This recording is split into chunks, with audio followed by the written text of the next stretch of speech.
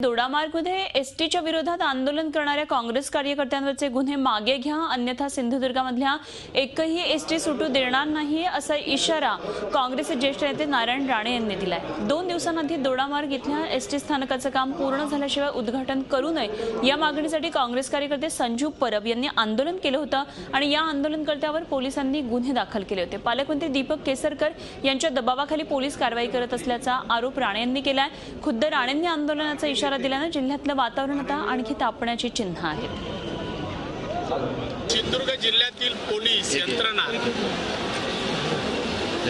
ही काँग्रेसवर सत्तारूढ लोकांचं ऐकून काँग्रेसच्या कार्यकर्त्यांवर खोट्या केसेस घेण्याचं काम करतायत। एसटीची कामं अपुरी असताना तिथे एसटीचं उद्घाटन होतं, कार्यकर्ते बोलले काम पूर्ण करा आणि तुम्ही हे उद्घाटन करा, पण केलं नाही।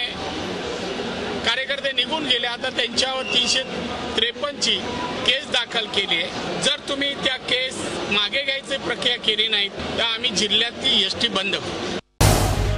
झी 24 तास रहा एक पाऊल पुढे।